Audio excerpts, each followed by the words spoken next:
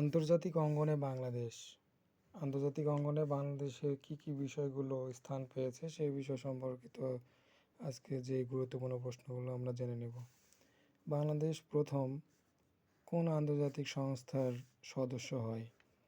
বাংলাদেশ প্রথম কমনওয়েলথের সদস্য হয় 1972 সালের 18 এপ্রিল এবং এই 34তম সদস্য বাংলাদেশ এই কমনওয়েলথের 34তম সদস্য। বাংলাদেশ কবে জাতিসংঘের স্থায়ী পর্যবেক্ষক রাষ্ট্রের মর্যাদা লাভ করে?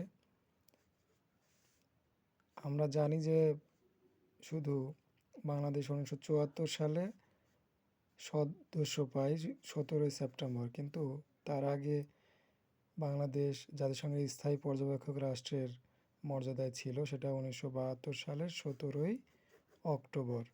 1972 সালের 17 অক্টোবর স্থায়ী পর্যবেক্ষক রাষ্ট্রের মর্যাদা পায় এবং এর সদস্য হয় 1974-এর 17 সেপ্টেম্বর এবং বাংলাদেশ 136তম এই জাতিসংঘের সদস্য এবং এটা 29তম অধিবেশনে বাংলাদেশকে জাতিসংঘের সদস্য হিসাবে গ্রহণ করা হয়। বাংলাদেশের সাথে আরও ট্রুভ্যালু নামে আরও একটি দেশ আছে, তারাও সে দেশও সদস্য পায়। এরপরে দেখেন কোন দেশ ভেটো ক্ষমতা প্রয়োগ করে? বাংলাদেশ জাতিসংঘের সদস্য পাওয়ায় চীন তার ভেটো ক্ষমতা প্রয়োগ করে।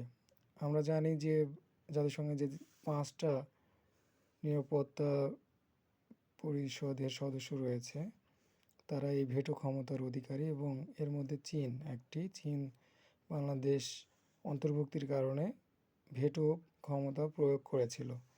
বাংলাদেশ ওআইসির কোন সম্মেলনের সদস্য পায়? বাংলাদেশ ওআইসির 32তম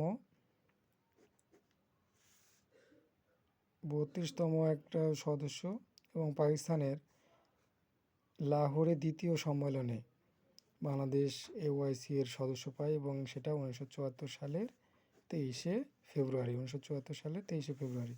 আন্তর্জাতিক মাতৃভাষা দিবস হিসাবে আমাদের বাংলা ভাষার অবদান এবং বাংলা ভাষার 21শে ফেব্রুয়ারিকে কেন্দ্র করে ইউনেস্কো আন্তর্জাতিক মাতৃভাষা দিবস হিসাবে ঘোষণা করে এবং এটা 30তম অধিবেশনে 1999 সালের 17 নভেম্বর এবং পরের বছর থেকে এটা সারা বিশ্বব্যাপী পালিত হচ্ছে, অর্থাৎ 2000 সালের 21শে ফেব্রুয়ারি থেকে আন্তর্জাতিক মাতৃভাষা দিবস সারা বিশ্বেই পালিত হচ্ছে। সুন্দরবন, বাংলাদেশের ম্যানগ্রোভ ফরেস্ট সুন্দরবন বিশ্ব ঐতিহ্য হিসাবে ঘোষণা করে ইউনেস্কো এবং এটা 1997 সালের 6 ডিসেম্বর এটা ঘোষণা করা হয় এবং 798তম বিশ্ব ঐতিহ্য হিসাবে এটি স্বীকৃতি লাভ করে। ধন্যবাদ সবগুলো বিষয় জানার জন্য।